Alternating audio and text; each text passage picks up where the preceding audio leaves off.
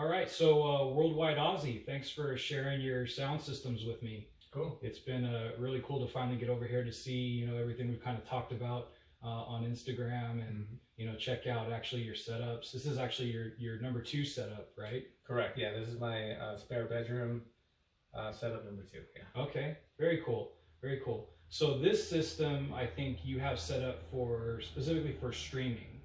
Yeah, so the purpose initially when I set up this system was to have another system in a dedicated room where it could be kind of instant noodle, where I can pull up an iPad and I can use my streaming service, which I subscribe to Tidal. Yeah.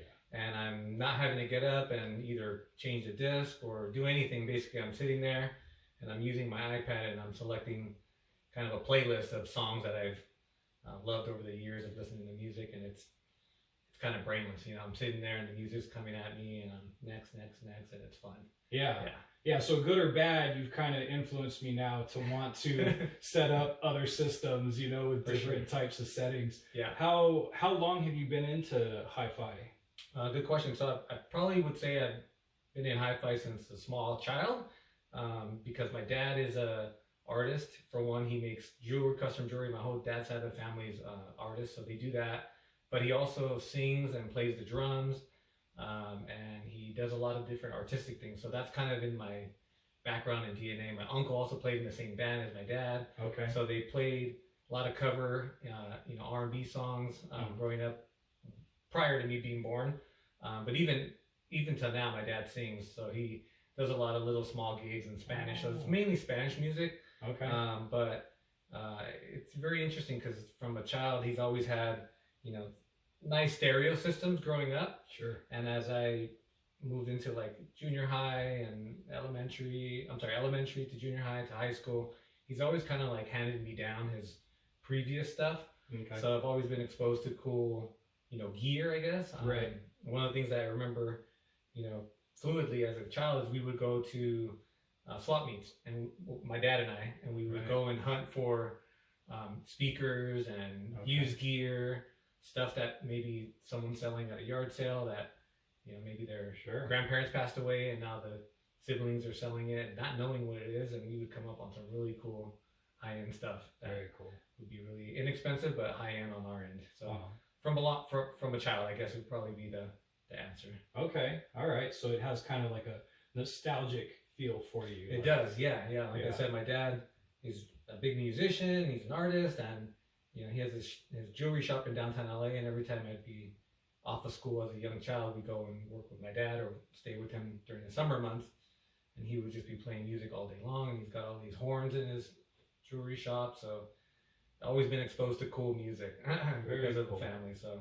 Nice. I just love the way live music sounds. Right, yeah. And I guess that's kind of the whole point of doing these hi-fi setups, right? Is we're trying to get as close as possible to that live sound, that hearing every instrument and vocal, and you've done a great job of it, because the system you have downstairs is really impressive. I plan on sharing some details about that and everything that's gone into that. And I think this system is fun just because it's some older Technique speakers, and this room's smaller that you have, so it hits differently, sound wise. Yep. Yeah, it does. Yeah. So the goal or the purpose when I was kind of designing or putting this together in my mind before I actually went out and picked it out, because I did a lot of research. So that's one of the things I'm really enthusiastic about, is reading up on reviews, but not just reviews, but hearing videos on YouTube. So my system downstairs is really revealing, meaning it won't lie. It'll tell you if it's a really good recording or it's a horrible recording. And one of the tools that I use right now is I have my system hooked up with YouTube on my Apple TV. So I'll watch YouTube videos of other people playing their systems, playing it through my main system. So I can hear when someone's playing some techniques on YouTube. Now, YouTube is a little compressed, so you're going to get the full experience, but I have an idea listening to them. Okay, I have an idea of what the qualities are of that speaker that they're showing or playing on YouTube. So when I wanted to set up this room, for one, I wanted it to be a vintage setup. And I wanted it to be... Yeah, I noticed you have the Marantz tape player. We didn't get around to listening to that. Yeah, we can get to that. I have some RCAs. We'll hook it up later. Nice. but the theme of this vintage setup in here is a 90s theme. Okay. So the amp is a Nakamichi RE10, which is designed in the 90s. Marantz, this tape player is in the 80s, a little further back, but the techniques are also from that 90s era. And in the 90s, what was interesting about hi-fi is they were more leaning towards musicality, not super detailed.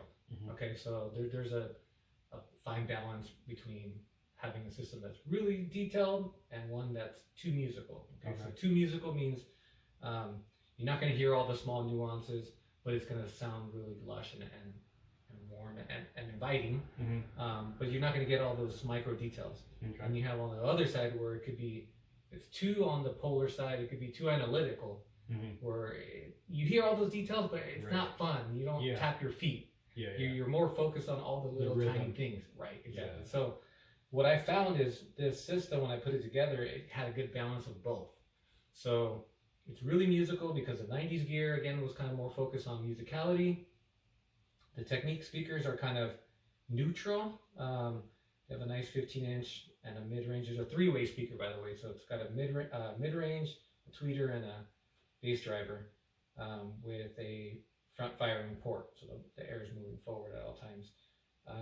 But again, the theme of this room was kind of a 90s vintage system. Yeah. Like I said, I've had systems growing up from a small child to now, and I remember specifically what the 90s sounded like, and I wanted to bring that into my house. So I think that's what I've created in this room, is a vintage hi-fi that's themed around the 90s. Okay.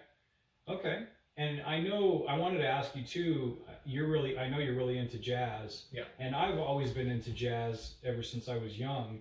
There's just something about, for me, jazz, it's totally different from anything that we grew up with, whether it was 80s pop or 90s alternative or, whatever type of music that we were used to as kids, jazz was completely different.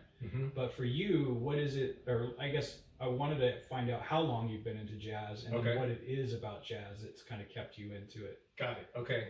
So jazz, I would say, would be something that I evolved into as I matured, I guess, gotten my taste changes as you get older.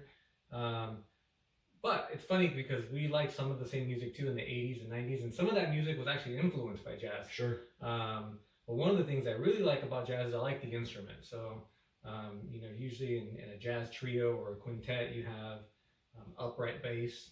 You have obviously a vocalist, so somebody's singing. Usually an acoustic guitar, some drums, a trumpet,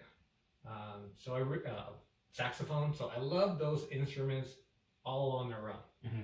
Now, then you get into a cool jazz group, and now you have all of those instruments in one setting. Right. I really love the sound of brass. So whether it be a trumpet or a saxophone, it's awesome. I mean, even in the 90s music, you have a lot of saxophone that's influencing their music. I'm always impressed anytime a group that isn't traditionally or known for doing those types of things throws in horns or awesome. It's something that you're not used to hearing. Exactly. So the other thing, so that's one piece of it. So the instruments that are within a jazz song or group. Two, as I evolved in my levels of hi-fi, I guess is probably the easiest way to explain it, you'll start to understand that jazz music was recorded with a lot of care. Meaning when it was recorded at the studio, the engineer, the mastering person that's taking care of that master tapes, they spent a lot of time preserving that original recording. And that transfers into having real live sound when you're replaying it on the system. So now you can find some classic rock, some rock, even some heavy metal like Metallica. Some of their albums are really well recorded. When you replay them through a hi-fi system, they sound awesome too. But I would say out of the genres, jazz has a bigger percentage of you getting an album that sounds great. Meaning the recording is preserved. Right. So that's another aspect. And then as I've matured, I guess, jazz could be really, what's the right word? Maybe abstract. Okay. Really abstract. So you're really, you know. I've noticed that in the paintings that we saw downstairs, the one you have in the room. Yeah, I like the abstract. I do. I'm really into abstract things. I paint myself, so I consider myself to be a painter, so an artist. But yeah, I like things that are complex and deep, and that really take some time to fully understand. So like Miles Davis' music is really deep. You know? Sure. John Coltrane's music is got there's a lot of hidden layers and messages within his music, so that's kind of really cool about jazz. So yeah, that's a little bit about it. Very cool. Very cool. Well, thank you for sharing your systems with us, and I look forward to hearing a lot more music on them. Cool. Awesome, man. Good to see you. You too.